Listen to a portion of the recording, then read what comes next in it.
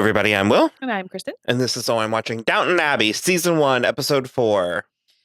William and the terrible, horrible, no good, very bad day. The trip to the fair. He was such a drama queen about that. Okay.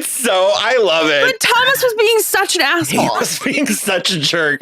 And Daisy was like joining in on all of his reindeer games. But also falling for it. Mm-hmm. Like as if Tom, again, and oh God, Mrs. Patmore trying to make us. But he's a cyber trick. A web gigolo. He says a third thing, and I don't remember what the third thing is. It's from Riverdale, but because she was like, he's not, or how did she phrase it? She's like, you're not the girl for him, and he is not the boy for you. And she was like, yeah, he's too good for me. I know. And she's like, that's not what I mean at all. He's just not right for you. And it's like this and that. It's like he's not a ladies' man or something. And she was like, well, isn't that good? And she just was like, Daisy, he's a troubled soul. I mean, the carnival was in town and they were all going and or not going in various degrees and groups. Also, Anna had a cold, so she was just like upstairs. Mr. Bates brought her a tray. It was like very, I'm not supposed to open the door. And then she did, and everything was fine. And yeah, so. I like the melodrama. Yeah. I mean, Gilded Age has it too. It is a little different with this. I guess this is the OG flavor, but no, I think it's fun. As of now, I like their thing, Anna and Bates. Yeah.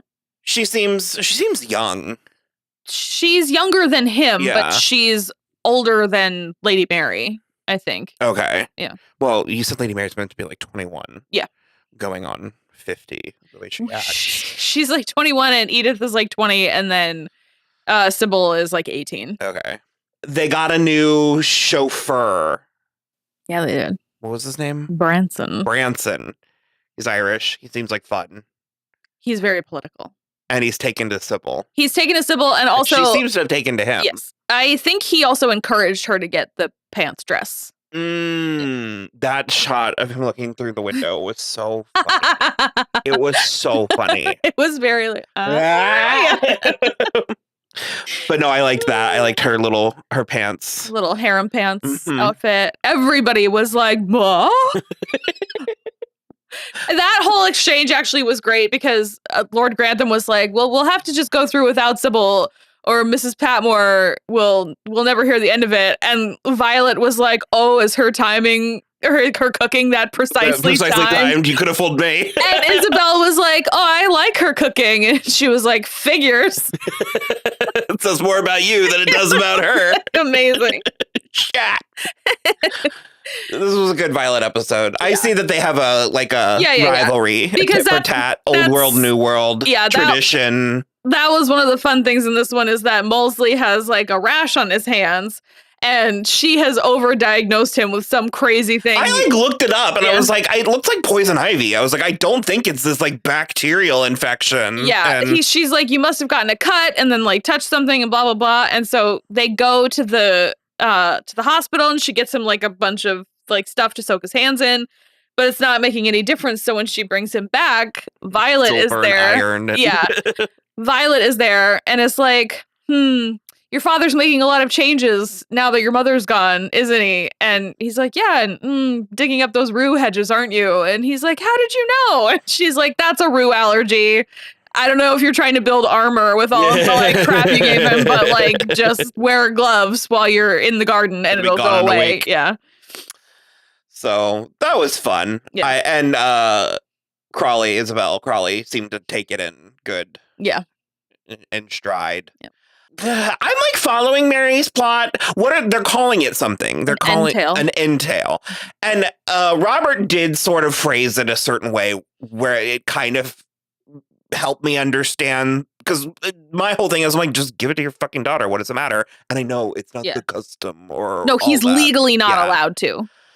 But he was like, it would be one thing if I built this house and if this was like all my like doing my choices, my estate. But he's like, I inherited this. This was in motion long before me. Yeah. And if he has anything to say about it, it will continue long after. So that part isn't even really to do with the Mary of it all. That's just like why he takes so much pride and joy in maintaining the estate, and why he is hoping to sort of instill that same feeling in Matthew, which by the end of the episode he does have. He's like, I'm actually really coming around to like having this be it's my home. It's fantastic. Yeah. And he's also like, Robert is not pushing back on these like modernizing things where they're updating these cottages, because either someone will live there who needs to live there, or someone will live there that's going to pay rent to the estate. So it's like, it's good one way or the other. I think at one point people within the household end up married, as we have discussed. Some of them, I think, go to live in these cottages. Yeah. But yeah, it was Violet's idea to have him look over the contracts or the like paperwork, the legalese. And it was a contract. It was Cora's marriage contract. That's why it's such a big deal, because Cora's money is wrapped up in it. Mary will never get the title, so she won't be the countess unless she marries Matthew. But she also can't have the money, which is the part that everyone is the most annoyed by. So Violet wants Matthew to look into how to untie Cora's money from the entail so that it only is the property and the title going to Matthew, and Mary still gets her money. And he says it can't be done. They have to petition Parliament. Right. And they did say that. And the only way it will even work is if the estate was in trouble, but it's not. And so it won't. But they're talking about like changing the laws in order to have it would be like a special dispensation. It wouldn't change like the grander law, but it would be like an exception made for them. But the estate is not in trouble, so that's not even an option. But Mary got real upset because he said Matthew's name too many times. And I guess she's like butthurt because he's the son he always wanted.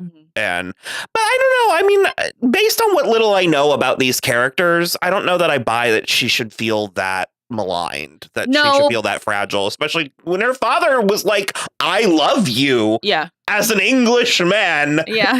I say that. Like, so she's got a real gumbo of emotions going on. That's only part of it. It's like she's still really bent out of shape about Pamuk, and also because of how much she knows she disappointed Cora in doing that. So it's like there's a lot going on. It's not only this. She feels like she's not living up to or like following. Like, she also knows that she's already, even if she wanted to marry Matthew, which at this juncture she does not, she has kind of ruined that because they got off on the wrong foot.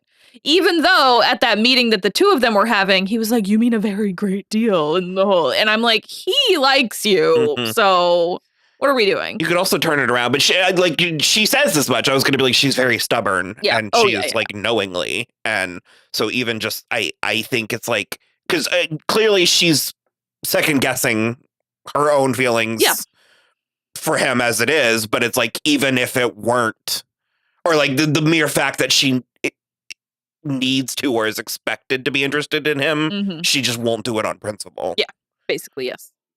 We kind of like brush through it, but Daisy is still courting Thomas. Well, and she thinks he's courting her.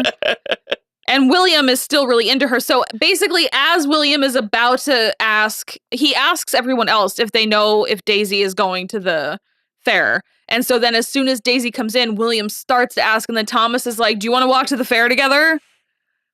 And he did do that. He did. And just so William couldn't. Yeah, and Bates is like, you bastard. And then later he's just like teasing William constantly about everything. And the next morning he gives him shit because his buttons aren't done right. Yeah, he just was a jerk. And Daisy then piles on to that. And so Bates basically looks at Daisy and is like, you're acting ugly. Unbecoming. Yeah. You're acting ugly and it's gross.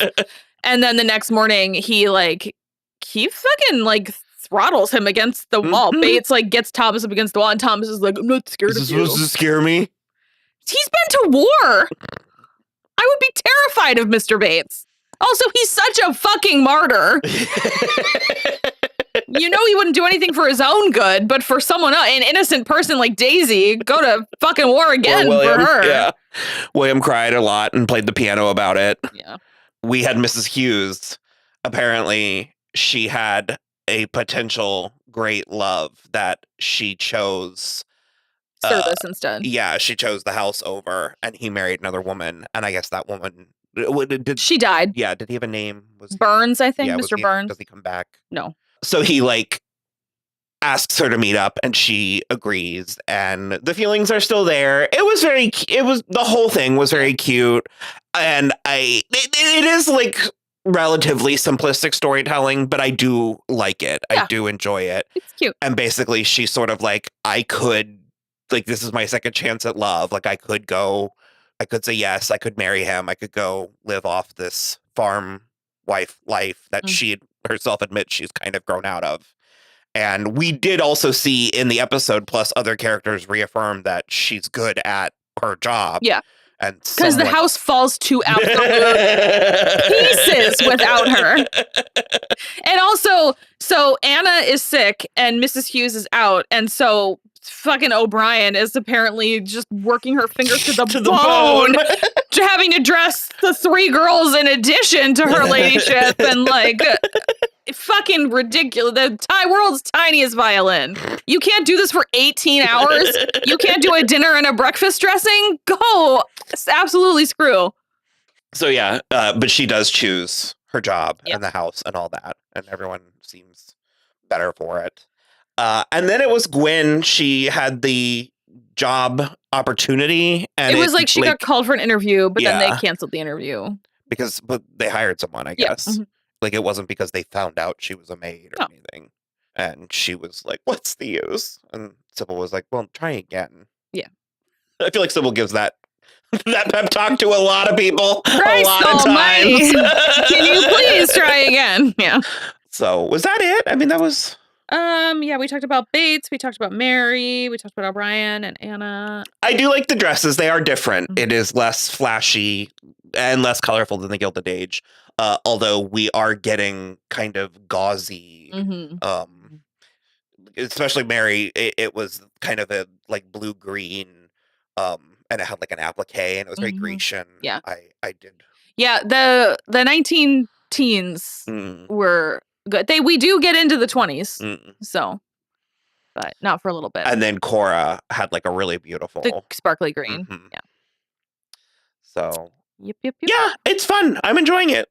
I feel like because we go so long, although granted that's season 3 of Gilded Age. Yeah. I feel like if we were talking about episode 3, we wouldn't be quite as. I feel like I should be talking more, but I'm enjoying it, and it's relatively light. It's relatively simple. So as gauzy as Lady Mary's gown. So all right. Bye.